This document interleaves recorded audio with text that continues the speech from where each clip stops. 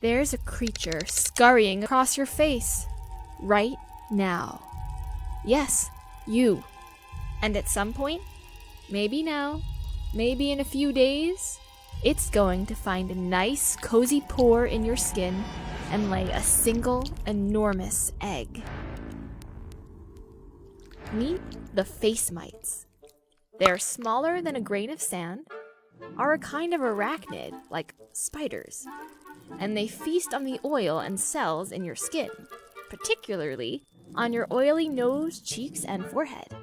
Scientists suspect they've been living on us since the dawn of humanity over 200,000 years ago. And today, studies suggest practically every adult on the planet has thousands of them. Odds are you've been living with them your whole life. Babies quickly get them from their parents a few days after birth. And once those face mites are on you, the only thing they enjoy as much as slurping oil and nutrients from your pores is having sex. All over your face. Afterwards, females burrow deep into your pores where they lay their eggs. The eggs end up in one of two places depending on the species of face mite. The first species, called Demodex folliculorum, lays its eggs in your hair follicle, while the second prefers nesting in your sebaceous glands. And in under 2 weeks, the babies hatch, mate, lay their own eggs, and die, leaving behind a pile of decomposing corpses.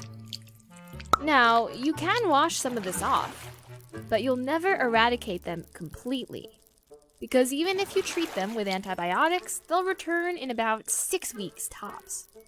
You'll pick them up from towels, pillows, and your loved ones. Well, that all sounds horrific, but usually face mites are harmless. They only become a problem when they multiply out of control. This can happen in people with an impaired immune system. It's also been seen in people with a painful skin condition called rosacea. Normally, you'll have around 1 or 2 mites per square centimeter of skin. But one study found that people with rosacea had 10 times the normal amount. Believe it or not, in some cases, face mites can be useful. Researchers can actually study your face mites to learn about your ancestors.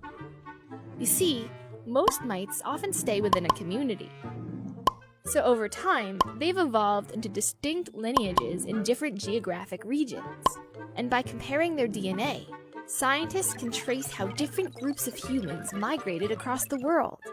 For example, a study found that European mites genetically diverged from East Asian mites around 40,000 years ago.